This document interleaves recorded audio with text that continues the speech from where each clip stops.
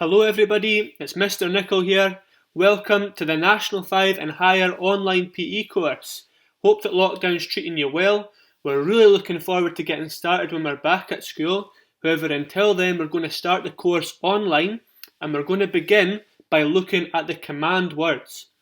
We have found that both the Higher and National 5 pupils in the past who have answered exam questions and their portfolio have often written some really good answers with great information on them, but they've written on the wrong command word, which has not allowed them to access any marks.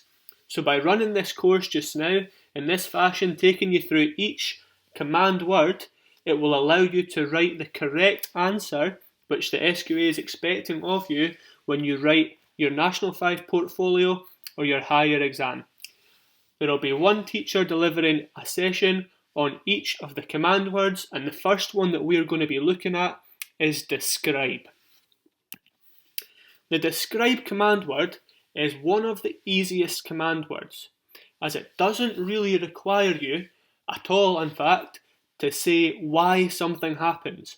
All that you have to do is paint a picture in the reader's mind of what something looks like, of what it is that you did to carry something out, of what the main features of a particular thing, for example a test like the bleep test, what the main features are in that, what was the process that you went through. What you're doing here is you're giving more of an outline, so you're writing in sentences, but giving detailed information describing what it was that you did. We're going to run through a couple of examples. One's a kind of real life example, and then we're going to move on to some PE examples. But the important thing to remember, and look at it like this, is the person reading your answer has never ever heard of PE before. They've never heard of a sport before. They've never played a sport before. So you're trying to describe to them and paint in their minds this picture of what this particular thing looks like. Looking on then, the first task we've got here is to describe your last visit to Nando's. And after I've finished speaking here, I want you to pause the presentation and then maybe write some of these down for 4 marks, so 4 different things. What happened the last time you went to Nando's? So it could include things like what it looks like. What exactly did you do? What are the main features of going to Nando's and the process of that? And there it is, what the process is that you went through. So have a think just now, pause the presentation, try and write down 4 things describing your last visit to Nando's.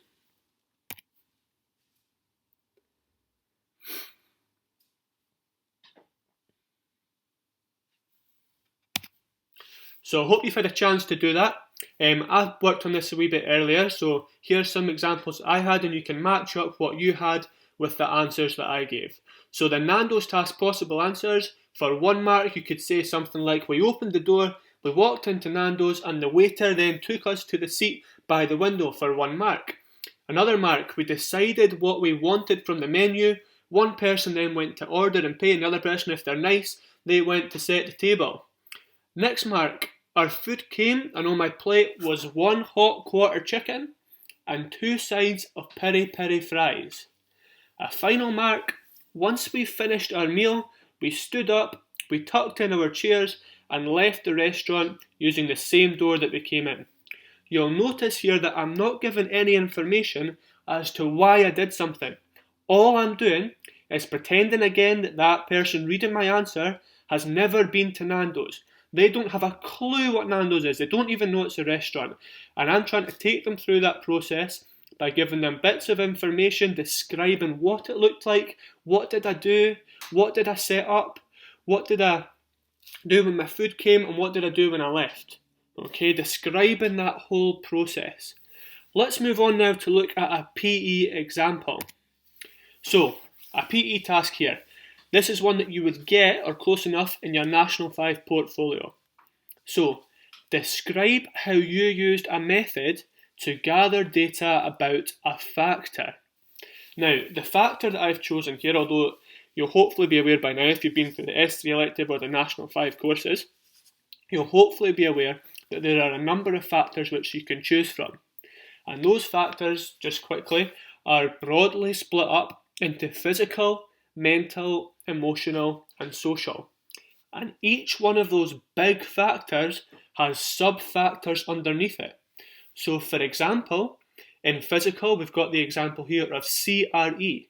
We'll know that that's cardio-respiratory endurance, essentially, in kind of child's language, stamina, but this is the word we use in PE, is cardio-respiratory endurance, where we're looking at the ability of our heart and our lungs to work together to provide oxygen around the body over a long period of time, which is that endurance word.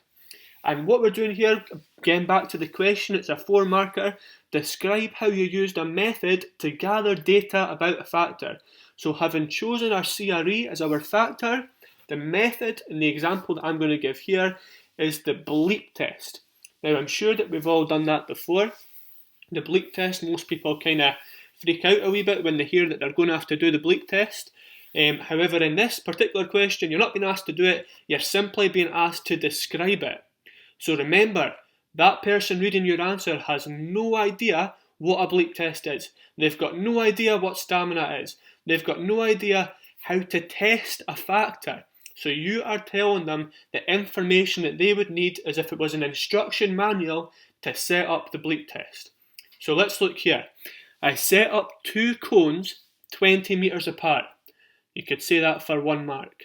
Another mark there. I then ran 1 20-metre shuttle for every bleep. Another mark. If I missed 2 bleeps in a row, the test was stopped. There's another mark because you're giving more information to the reader about what it was that you did in the test and how it was carried out. An informed observer then marked down my score. Now sometimes that observer is not very informed, but we're going to make out to the examiner or the person reading our work that this is a model answer where our test was done under really, really good, reliable and valid test conditions. So we've used an informed observer who then marked down our score. Now it's over to you. What I'm asking you to do before I finish this presentation is it's now over to you to do your own task, okay? Now here's the task. You'll see in that slide there is a URL. So what I'd like you to do is copy that into the internet and watch that video.